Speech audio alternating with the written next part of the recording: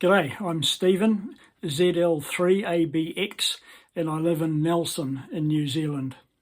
I was first a ham back in the 80s for a couple of years, but it cost $50 a year to be a ham back then, and I had shift work and 3 young children, and I gave it away, didn't renew my license. I just renewed it recently last year, and I've got into home brewing a lot of stuff. I'm not an expert by any means, but I'm hoping that the things that I'm going to upload onto this video and that you can see might be helpful to somebody who's starting off.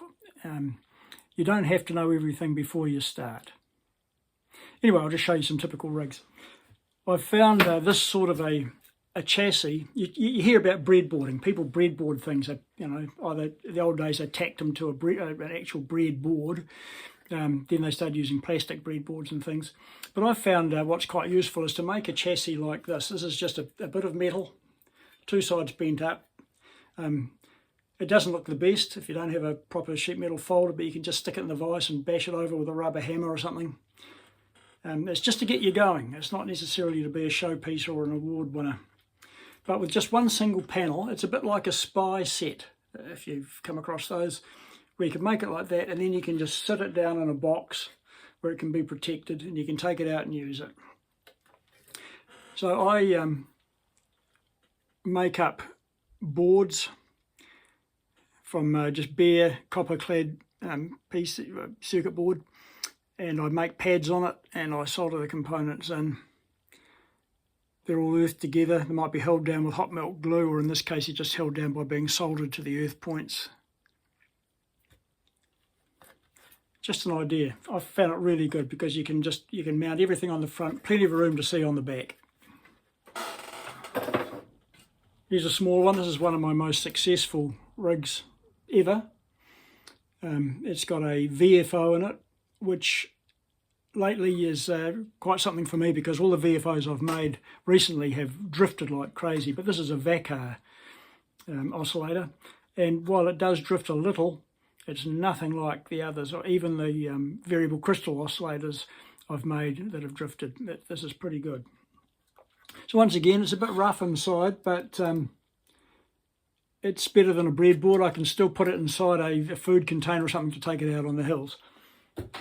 And here's an earlier version I made prior to the VACAR oscillator. I was having so much trouble with drift that I decided that I'd leave the VFO working with the receiver in this little rig. So you can see it fits nicely in this tin. It's a bento box or a lunch box.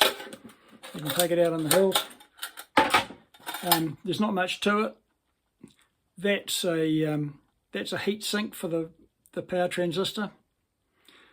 I've decided to use this sort of terminal for antennas because when I go out I will use an end-fed half-wave antenna, and I've made up this matching unit. This has just got a little transformer inside it. There's plenty of information around about those. Plugs in with banana plugs. Then you can just clip that onto your antenna, and probably best also to have a wire coming from your ground terminal just as a counterpoise, just a few meters of wire spread out along the ground. But it's great. So I can tune and listen around the CW portion of the band with my VFO, but I can only transmit on one frequency, which is really quite good because we have an obligation to always be transmitting within the band, and you're not going to drift. That's less complicated, less to look after. Anyway, I'm going to show a series of slides, and I'll talk about them as we go. I hope you get something from it. There may be mistakes in the slides or on the circuit diagrams. Don't hesitate to point them out, and don't hesitate to you should do your own research and look for other circuits or look for the originals. Nothing that I've put on this is totally original. I've got ideas from other hams. There's been some wonderful mentors I've had from the ham community. Some are no longer with us. But it's all about sharing ideas, and there's nothing wrong with copying. That's what you've got to do. You've got to, you're standing on the shoulders of giants if you come up with something better, but you've got to start from the basics. Anyway, I'll follow on with some slides. This is just an overview of some things that I've uploaded to my blog, which is cootstruth.wordpress.com. You'll see this address elsewhere on my YouTube channel. But anyway, here's a look at the underside of a typical experimental panel that I'd make. Now it's on a metal panel, which means that you can pick it up and use it, and all the plugs and controls are firmly fixed in place, so you're not worrying about alligator clips and things. I point out here in this shot that all you need is one little switch for transmit and receive switching. And there's a separate VFO for the receiver and a crystal oscillator for the transmitter. But this is just a neat way of doing things. You'd have to be the same. Components, I've stopped using cheap solder. I believe it was wrecking the tips of my previous soldering iron. So you can see in this picture I've got some good stuff. The soldering iron there is has got a nice neat neck, smooth neck, no screws sticking out, narrow. You can get it in amongst the components if you're making changes. Below that there's a universal component tester that I bought somewhere online. Can't remember now, might have been eBay. Very good for deciding what the pinouts of a transistor are. Some transistors aren't true to label according to the type, I've found. Below that there is an air vane capacitor or a metal capacitor. Very rare, hard to get them off other hams. But the plastic one alongside it you can get from AliExpress still for a couple of bucks. I like to keep a good stock of what they call popcorn components, I guess. Capacitors, resistors, transistors and a few other things, plugs, and I keep them in little bin boxes. I get the pink bags with a lot of stuff in them from Tata Electronics in Thailand. They have very quick shipping, but also buy a lot of stuff from AliExpress, including these little surface mounted capacitors. I wanted NPO capacitors. I couldn't find them with legs on to suit my boards, so I soldered them across the top of these little break-off connector pins, which I also bought the pins from AliExpress. Very handy.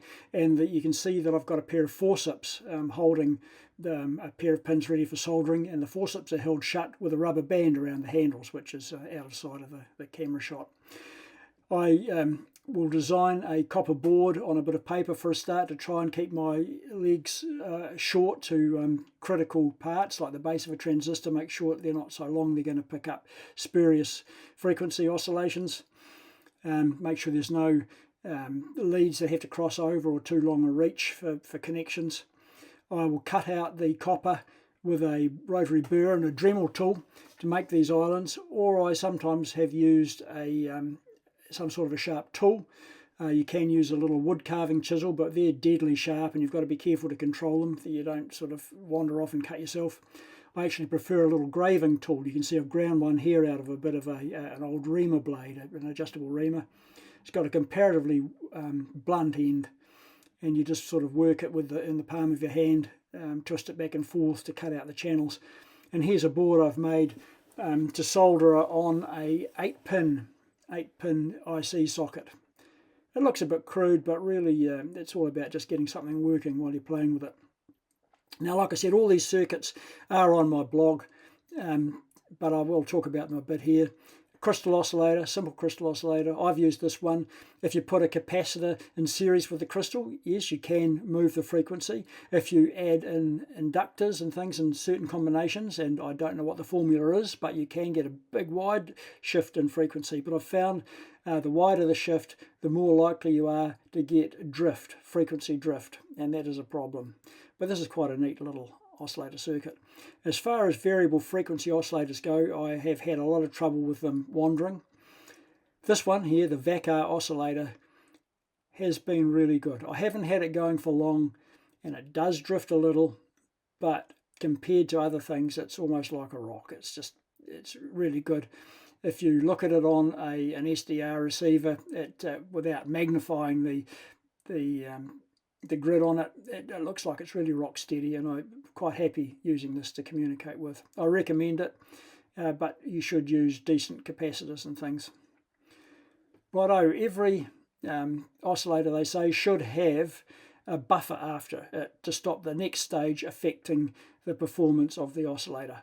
I've made rigs that don't have a buffer in them, and they seem to work all right sometimes. I haven't tested them properly.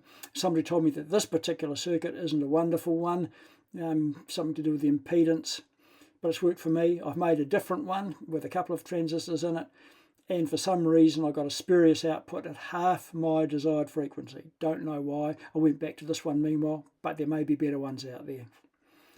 Here's a receiver. This is a good old ZL2 BMI Eric Sears receiver. I still use an integrated circuit in it, but it's got a diode detector, and really it will pick up signals, or virtually all the signals that I can hear on my factory rig at home in my shack. I can hear to some degree on this. I've added extra amplification for the RF stage, and there's a preamp in front of the LM386 for the audio stage, but it will work to some degree without either of those. I recommend this. It's well worth considering. There's some protective diodes at the antenna end in case you fire up your transmitter and you don't blast a great lot of power into your receiver. Here's the driver final amplifier. This is as good as anything I've tried with a decent transistor. I might get 3 or 4 watts of power, which is probably even a bit too much for me. It's not particularly efficient, but it works and it's simple. You can key it just by keying the emitter of both transistors to earth, or one of them to earth. I had trouble with the oscillator bleeding through when I just tried to key the driver, so I've used a keying transistor, a PNP transistor like this one here, where you can connect it between the power supply and the power requirements of the transmitter, and when you take the base, when you take the base to earth with your key, you're going to put power through. So, and here's how you connect everything up. Of note is that you just need one switch for transmitting and the antenna and the power supply, just 2 sides of a simple double pole, double throw switch, and it shows how you feed power to the transmit offset in the oscillator. When you're on transmit, the power lead that goes into the transmit offset should really have a diode on it, so that when you put on your spot switch while you've got your receiver running, you can be sure that you're not going to liven the circuit of the transmitter. Now, Morse code. I've got to put a bit of encouragement in about Morse. Morse is something that people can bring to ham radio, a personal input. It enables you to use much simpler gear, and you can transmit messages a bit further, or clear messages further, or communicate better at a further distance with less power because of just the simple signal that you're sending.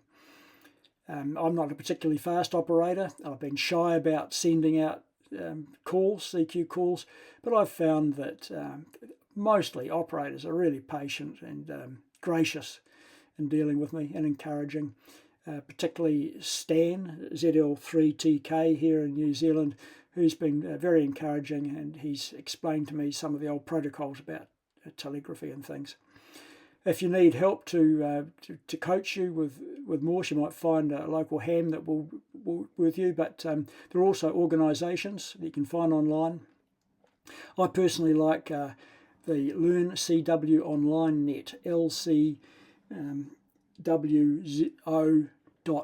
LCWO.net, where you can do exercises. It's a great thing. Yeah.